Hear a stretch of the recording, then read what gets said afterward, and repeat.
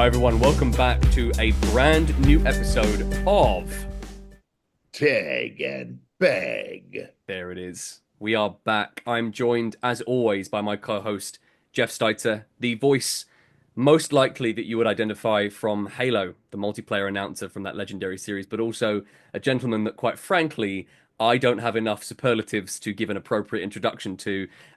Jeff, it is an absolute treat to have you back on here at Burly Bird Media.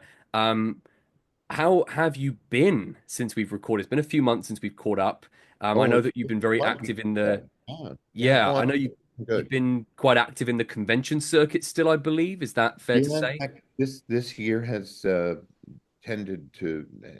turned out to be kind of busy. Last year was not so busy, but this year I've been to Texas, and I'm going to be going to Kentucky in a couple of Nice. weeks, and then I'm going to be going to Sacramento. That just popped up.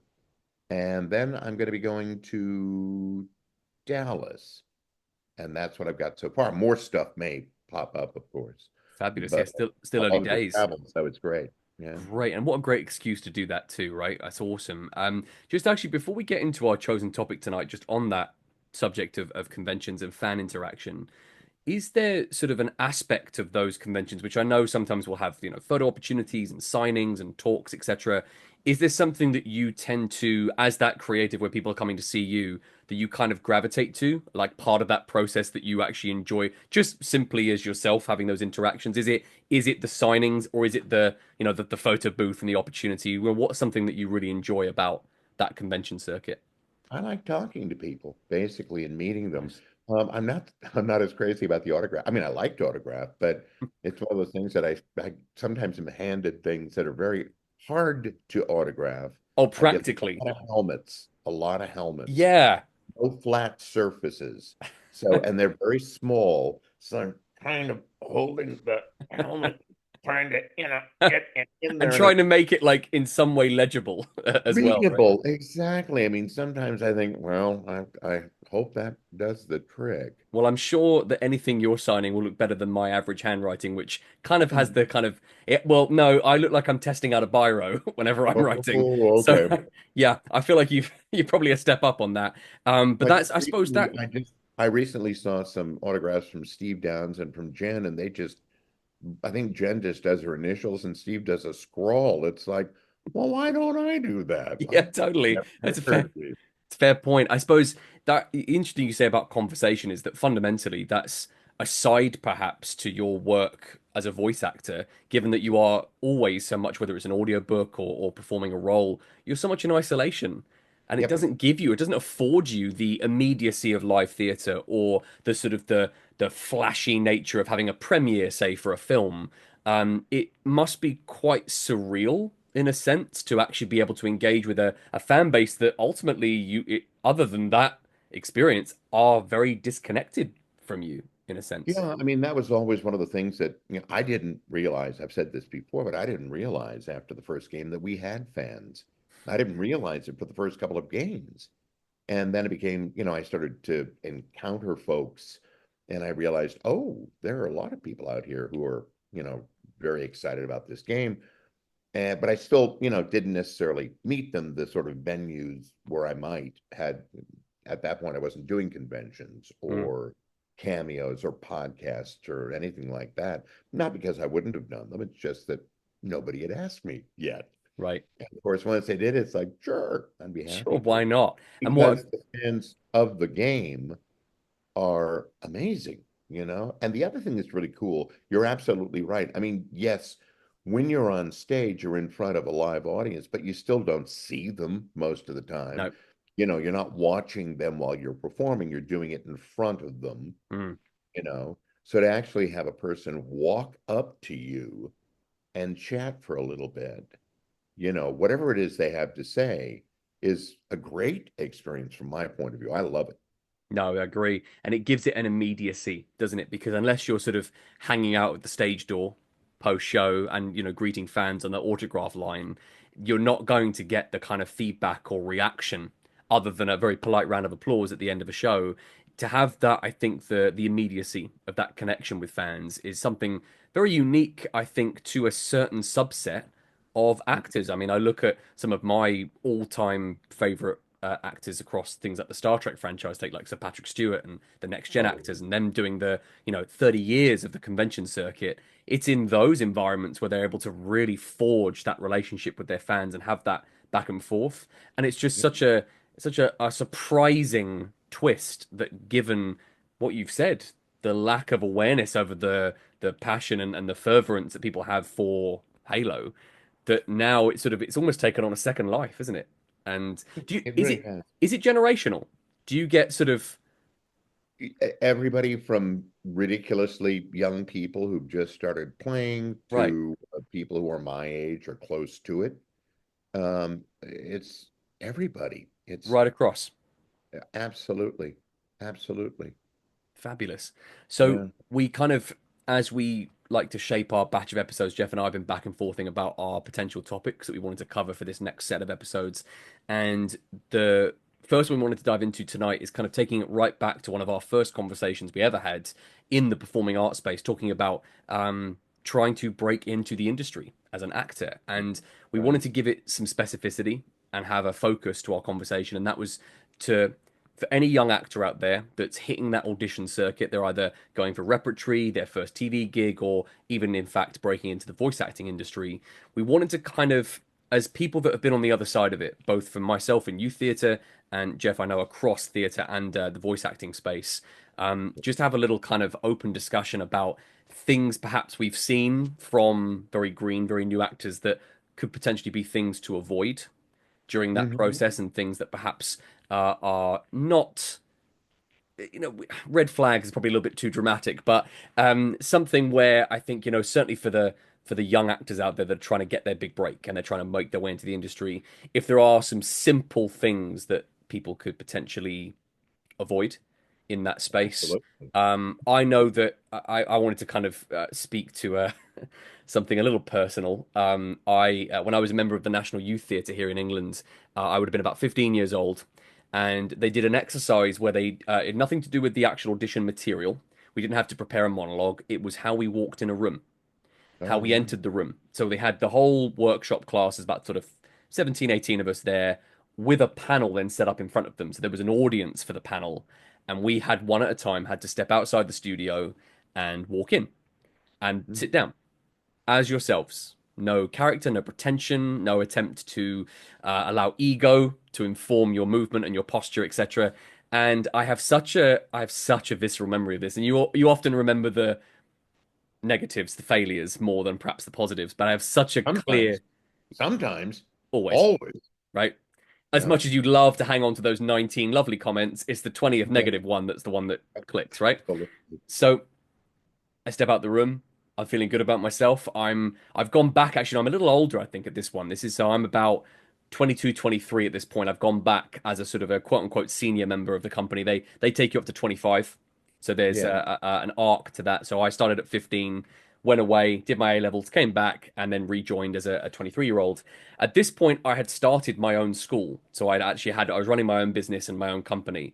And I let a little bit of ego creep in. I let a little bit of, I could have done with maybe eating the entire humble pie here, because I sort of I walked in with a bit of, well, yes, I'm the principal of my own school, so pay attention. And I didn't even my butt didn't even hit the seat, and they gave me like a Simon Cowell hand up. For audio listeners, they just put a finger point up like this and went, try that again without the attitude. And I thought, Ooh. my God, yeah, because first impressions are everything. You're judged in the first 10 seconds. No one is more judged than a performer, certainly a stand-up comic or anyone in the performing arts space. And I must have re-entered that room 6, 7 times. Felt like Wow. 70, but it's Wow. because I walked in overcompensating, as in like, well, look what I've achieved. And Sure. straight away, if you sort of go in there, not it's that fine line, I think, between arrogance and confidence. Hmm. Walking in confident in your preparation and your Hmm. commitment, great. Walking in with the arrogance to think you're going to get it just by virtue of being there, that is projected so clearly in your body language and your manner. And I sort of, I then went through that horrible actor's nightmare of then I overcompensated the other way. I tried to sort of be too pleasant and too endearing, which then also came across as false. And it was about stop overcompensating, strip away the sort of what you believe an actor should look and behave like, Right, and right. just be yourself. Yeah, that's And right. that's something that certainly in our industry, what we've worked in, you make a career being someone you're not. And Yeah. yet in that audition process, they want to see you. Well, And I was, there's a yeah, little bit more to it, I think, as well, Jonathan, and that is that when I was directing, and I've directed like 180 professional stage productions, right, one of the things I was always on the lookout for was, is this somebody I want to work with? right. So if you come in and you sort of act like, oh, I shouldn't even have to be reading, or, it's like, I guess I'll read, or you think, yeah, I don't want to work with you. And if Hmm. somebody comes in and they're like, I want to eat this roll up in one big gulp. I'm so excited to be here. It's like, okay, yeah. I mean, I've literally made choices based on, the enthusiasm they brought with them.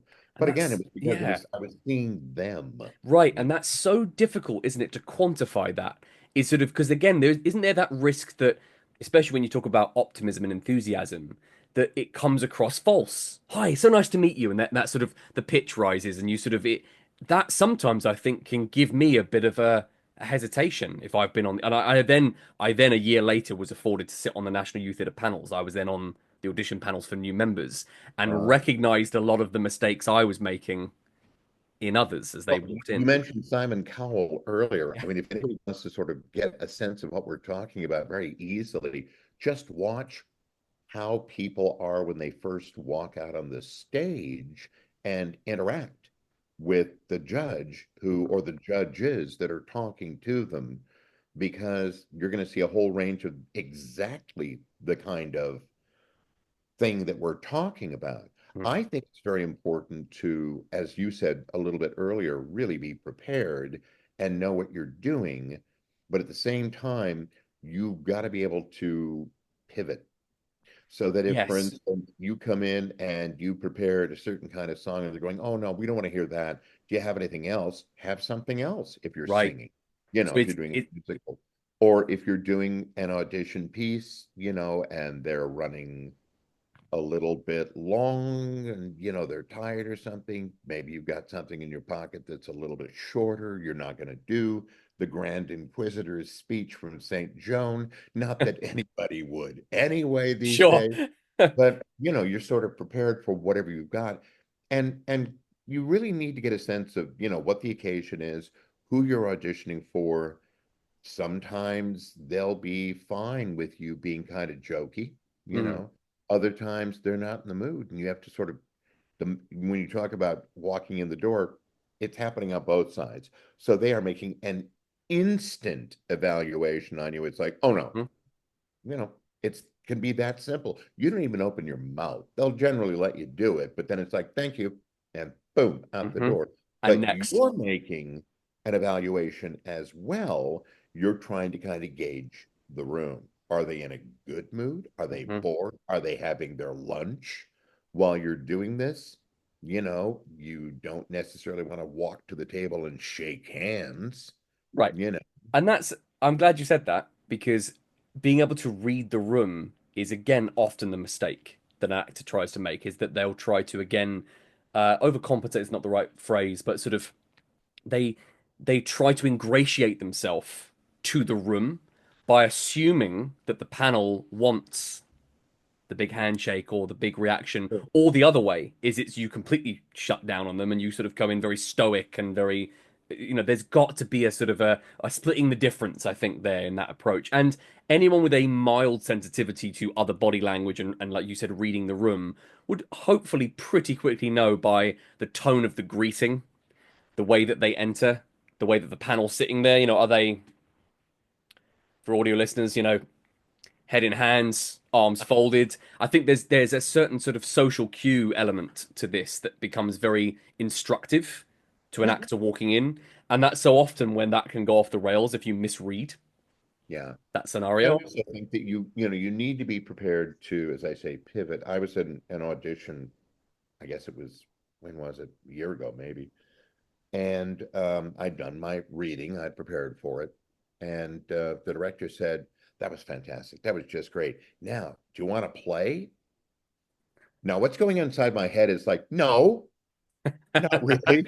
I'm not interested in playing, Absolutely you not. know. But, obviously what I say is absolutely, Mhm. because he wanted to play and then proceeded to ask for, an adjustment in the reading that was entirely um, predicated on the results Oh, rather. fine. I, Okay. I want it to be a little bit more needy, and it's like, sure, I can Sure. do I'll get right on that. But did they that. Yeah. give you that specificity? Did they Oh tell yeah. you that that Oh was yeah. what they wanted? Yeah, So, okay. absolutely. So Yeah. taking it then back to my first audition for NYT. Thankfully, I passed it, so I suppose this has a good ending. But Yeah. I prepared a monologue from William Golding's Lord of the Flies, Oh and my. I picked the Simon monologue where he's talking to the pig's head. And the Yeah, pig's yeah. head being sort of a proxy for his father, and he sort of is referencing the beast. And I played it, I went full schizophrenic, so I was like very Ooh. Patrick Stewart in A Life in the Theatre, kind of like switching characters in the scene are physically switching. I'd walk over on like a 45-degree angle to my mark there, and that would be one character, and then I'd switch it back this way. So it was Oh very my. elaborate. It was all very carefully blocked. And the director, they did it, and they did a sort of very polite. Oh, that was very nice, 15-year-old acting. Thank you very much. And they Yeah. said, what we'd like you to do is, and they didn't say this exactly, but this is the ultimate outcome. Take everything you just did, throw it in the bin, and do it standing still. Look at that clock on the wall. And I had Whoa. to, with all of the same vocal intonation, like changing the pitch and accent. I mean, because the father in the piece said I sort of gave him a very very deep, very guttural accent and tone. So I had to still maintain those switches, but I couldn't rely on my tricks. I couldn't rely on my No, physicality. that's a surprisingly good Mm, direction. You know what I mean? yeah. Because it's going to do exactly what they're looking for. Yes. And You can do it. yeah. And in many Look at ways, the clock. Yeah, I can look at a clock right. and do it. Because it Yeah. gave me that focus, right? And in many ways, that sort of it was weirdly, it felt more like a voice acting audition because I couldn't, as you can't in the booth, rely on your physicality and your movement. Your instrument is here, is your voice. Well, I disagree with that a little bit in the booth because, in fact, I do move around and gesticulate and all that kind of stuff when I'm doing certain kinds of Right. auditions. And I'm glad you said that because that I think is great for the actor. It Yes, helps you in your performance, in yes, your portrayal, but it's yes. not something that then translates necessarily in a visual medium like you would do in theater or film. It's just Right. because you are it helps you sort of, I suppose, in your own portrayal, your choices, you're physicalizing it, you're making it full, and actually stripping that right away for me gave me that it was almost like healthy restriction. It was a useful restriction for me. It got rid of all of the busyness that I'd added to it Absolutely. and No, I gave me wouldn't focus. necessarily do that, if I were, say, on stage, I Mm, wouldn't, sort of gear that up, but you wouldn't necessarily need to right. because you'd have somebody, I would assume, that you were playing with in the scene, Hmm. and you'd be able to sort of gauge, physically Yeah, what then you're tennis matching. you wouldn't even be thinking about that. I don't think about it when I'm in the booth. I don't think I'm gonna like gear No, myself it's at exactly. all. And maybe that's But actually, I think that's closer to my point, actually. I think the idea that these are just instinctive actions. They're not yeah, directed choices that are a requirement, right? They're just, oh, I feel like I should be pointing when I say that moment. And that's it was so interesting to take all of that, such preparation and effort and hard work and just strip it back to its well, did it constituent feel parts. good to you to do it that way, or was it weird? I think because it was one of my first auditions, Yeah. I felt instantly uncomfortable at Oh, first. I felt validated by what I'd done by we'd like to invite you to join the company. That yeah. and they made you wait 3 months. So like there was a long turnaround between because they Whoa. they auditioned 5,000 kids for Yeah. MYT and only 200 got in. when I was doing it. They have a I'm so much bigger cohort. intrigued by that. I think we talked about this before. I'm so intrigued by that company because, of course, when you realize how many amazing people, Helen Mirren and Michael York and all the people that came out of Daniel that, Craig. absolutely, it's extraordinary, In fact, I extraordinary. think I want to say it might be Dalton, Timothy Dalton. I think came through I think MIT as you're well. right. There's a couple of bonds that have come You're through right. there. Yeah, Its scope has expanded massively, especially in the last decade. But and yeah, I encourage my students now, if I've pushed a couple towards it, say, wait till you're 16. They yeah, take you from 13, but I almost feel like don't be the kid that feels looked after. Be yeah, have a little bit more life under you, have a little bit more things to bring to the table, and then therefore my slightly older actors I think get into that like I did at just the right time because you do 2 weeks in London. You stay yeah. in London in like halls of residence like you would do for university for your Right, undergraduate, and it gives you at 16 a university like experience, and then you're working every day with professional directors, which is just it's right. cake. It's Disneyland. It's cake. But I do distinctly remember, and again that visual of having that, the temptation was to still give it some flavor, to Yeah, still yeah, try and sneak something in there, which I think would have been another misstep. Not listening to the people giving you that direction. They're doing it to help you get a better performance out of you. It's yeah. ultimately for your benefit, and yet they're seeing how much range you've got. They're seeing how willing you are to take direction. I know I've certainly chosen actors for youth productions and school shows based on how willing they are to actually listen to the direction I'm giving them. Sure. Because, like you said earlier, about actually knowing, can I work with this person, or is this ultimately going to be a self-serving ego trip, them Yeah, being given a role, right? yeah, So that, as tempting as it was to try to sneak a little bit of sauce in there, still, I stripped it back. I listened to my director, and I booked the part. I booked the yeah. role in NYT. So it does pay to be aware as you're walking in, and not to be so arrogant that you can't then take some feedback in the moment to help But your what you performance. did initially, I think, was really, really smart because one of the other things that I, as a director, was always looking for was, what choices did they make in their preparation? Hmm. Years and years ago, of all things, I was auditioning for Guys and Dolls, and there was an actress Great. who came in and she started sort of muttering to herself. And the next thing I know, oh, she's doing the scene. I mean, it Oh, was right. Okay. she had started, but in such a low-key, Mm. realistic way. She wasn't acting, air quotes are what I'm using for the folks listening. Um, and that really impressed me, Mm. because oh, I'd like to work with her. The choices she made were compelling, and I kind of, leaned forward in my seat. Nice. And isn't that what we're always looking for? Absolutely. That's a good sign, isn't it? If you make me put my pencil down Yeah. and I'm watching you, I've had that a couple of times if I've been assessing some classwork, like they're doing an assessment or something now, and I'll have these moments, particularly with like some of the younger kids who maybe I'm thinking might then pick it as an option and take it further. And I've had those Mhm. sort of looking up moments of going, oh, okay, I'm now going to be an audience member and I'm going to Yeah. just immerse and watch this. Is what a director, in large part is, but he's got to have something to respond to Yes, like an audience member would. absolutely. And that means, coming in with that stuff. It's so interesting. I would almost say we can certainly give suggestions about things. There are always exceptions. In one Mm. sense, are no real rules because I'm trying to think who was it? Somebody had an audition and I don't know whether what it was, but they just had an impulse to come in and go like, you know, what the hell is with this script? And just something like, yeah, exactly. And it was, Okay. what it was? It was Danny DeVito. Danny DeVito came in for Taxi.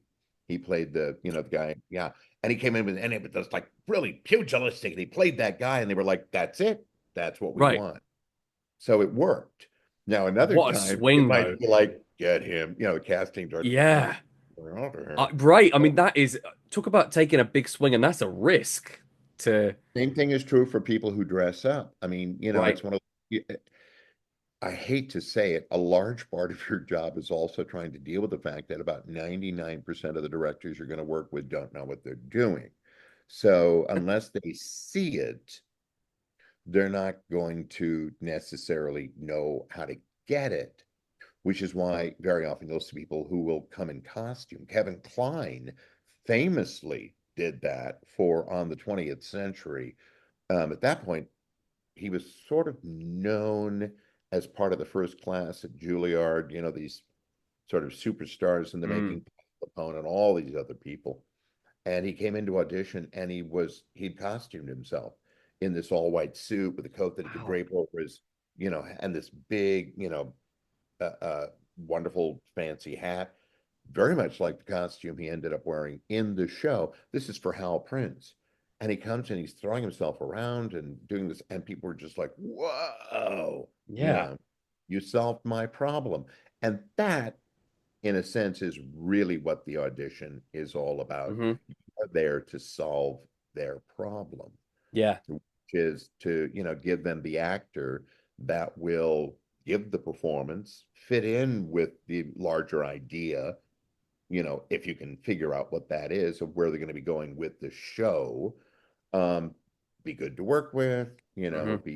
be creative, but not suck all the energy out of the room. Well, that's interesting too, because that helps potentially mitigate then the ego problem, right? If you go in with the mindset is that I'm actually approaching this as I want to be your solution, Yeah, not the be all and end all of your world, yeah, right? Like yeah, going in, I think with that, attacking it with that approach from a place of, I think I'm a good fit for this and I can solve that problem for you of finding the right fit. What a yeah. great positive mindset I think that's valuable to take in. Well, you know as well as anybody, Jonathan, it's like, there's nothing more nerve-wracking than to show up for an audition and you're sitting in a room. Often you can hear the auditioners inside. Yep. Of course, then it's like, I was going to make that choice, or, whatever. They're Right. yelling. They want him to yell, or it's like, listen to how much they're laughing, or whatever. And Yeah. you're with a group of people, all of whom you look like, because they Yeah. generally the cast, Same brief. same sort of thing. And if you let all of that into your head, then it's going to make it very, very difficult to go in and do Oh, your yeah, job. the temptation to copy is a Yeah. dangerous one. And I think if they've already seen it, th- they're not going to forget. You'll then, the impression you make is the guy that took someone else's choice and tried to make it your own. And Yeah, and that's a, you can't do that. Can't do yeah. that. There's a wonderful American actor named Michael Kostroff who's done tons of film work, and he's also done a lot of stage work. He's got a book and a course called Audition Psych. Hmm. I think it may be Audition Psych 101. I'm not sure. Kostroff is Kostroff. He is so fantastic. He actually has one of his classes that you can watch from beginning to Oh, end, awesome. and it could not be more instructive. I mean, you can't Nice. participate like the people who are there, but you Still watch him, valuable. incredibly valuable. And one of the things he says is he gets several episodes into this course, and then he says, "Okay, it's time for the big dirty secret." I remember I was going to tell you about the secret. Here's the secret: you are not getting this effing job. It's That's like, great. you're not getting it. Is that So, about separation? You go, I'm not going to get it. And then if you get it, it's a well, gift. because how often do you go in and what your objective is I'm there to get this job. Hmm. I want the Got to job. book You it. need to figure out what they're looking for. Mm. All of that stuff you can't do, right? You can't make them give you the job. Hmm. So if you sort of go, okay, I'm not going to get it, so now I can do what I'm here to do, Puts you which above is it, doesn't it? just act. Yeah. Yeah, just be. And take that attitude of like, I'm going to solve your problem for you, Right. Yeah, yeah. Because the Called in. problem, the problem that a lot of actors would go in thinking is, well, the problem I have is I don't have a job. I need to book one, as opposed to I need to solve your problem, which is you're finding the right actor. So Plus, that, you for that period of time, you get to do the thing that you say you mhm, want to do. You get to act for an yeah, audience. It's not to your mirror, it's not to a roommate, it's not, to your spouse or right. significant other. You're actually acting, Hmm. you know? Being the solution, right? So something actually I wanted to put to you, and I've had conflicting feedback on this from directors who've auditioned me as an actor, and also then conversations I've then had with students following that. Is in an audition, let's take, say, you're auditioning for not a musical, it's a drama, and it's Okay. not something like a pantomime where you'd have audience interaction, right? So you're Right. performing. It's a maybe something simple like Chekhov. It's like a drama, right? And you've been asked to prepare a 2 minute monologue, typical standard length, learn it off by heart, and it in this case isn't something that they've prescribed to you. They might just said something contemporary, last 20, 30 years. Learn it, Mhm. 2 minutes go.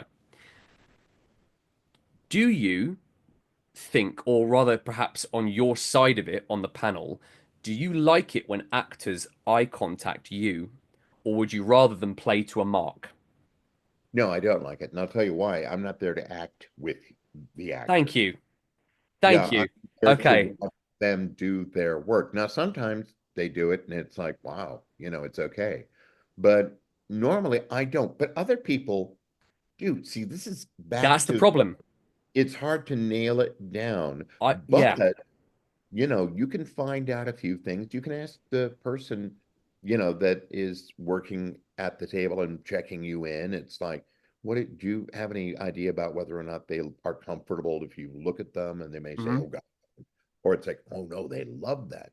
Right. There are things you can find out about um, when you're going into audition and probably should. Going back to the idea that directors often don't have a clue and don't know what they're looking for. The other thing is if you're going to go, make sure that you're dressed somewhat appropriately. I've been reading all these books about actors, and they all talk about how the time they went in and they were wearing a really nice outfit, but they were doing, it's for Les Miserables. And it's like they looked way too good. And it's like, no, they're wrong. They're all wrong. No, they're not wrong. Their costume Hmm. that they wore, the clothing they wore, that was wrong. So then they come in and, they're grungy and all, and it's like, oh, okay, now that all works.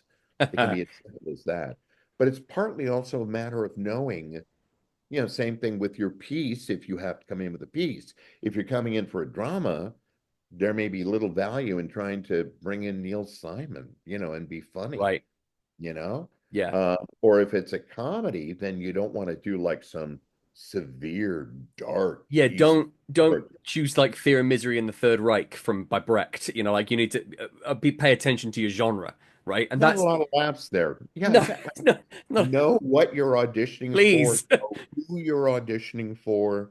Those are things that are within your control. And so And relevant too. There's such relevant things. If you understanding your genre, your director, their work, the work of the current piece, but also the work they've done prior.